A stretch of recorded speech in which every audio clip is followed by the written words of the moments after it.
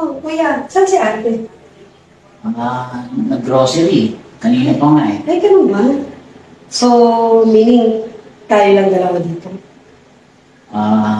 Oo. May pasok ka ba? Wala eh, day off ko ngayon eh. Ganun ba?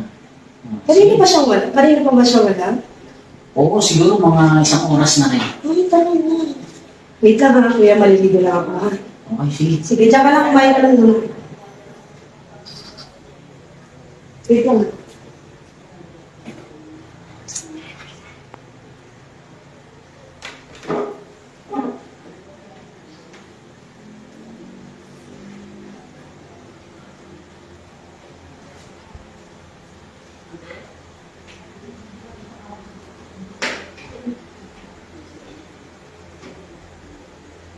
Ay, Bakit kuya? Ay. Kailangan ka ba?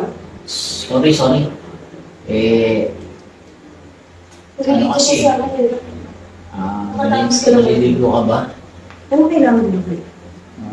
Ano kasi? Hindi kasi ako makakiis eh. Bakit hindi sasabihin ka mo? Ano kasi, alam mo, Katie, sasamantalayin mo na to habang wala si Sige, ate. ano ba yun? Ano kasi, lakas ng gabi mo sa akin eh. Ganun na. Ikaw din naman eh, malakas yung dating mo sa akin. Ganun ba? Paano yung boyfriend mo? Ako, single naman ako. At saka wala akong jowa. Matagal na kami naghiwalay. Ikaw, paano Ibig mo lang si sabihin? ate eh? Yung ate mo, wala yun. Huwag mo isipin yun. Ibig sabihin, wala na kayong yung balabas sarado na lalaki. Wala na. Actually, kung hindi ka na asawa ng ate ko, matagal lang kang type. Eh kaso, wala nang magagawa kasi naging kayo ni ate eh. Kaya nire-respeto ko naman yun. Pero sa totoo lang, type na lang ako. Kasi, hindi naman natin gawin yung mga ganitong bagay. Basta wala si ate mo. Pero okay lang ba sa'yo? Baka may magbawi kayo.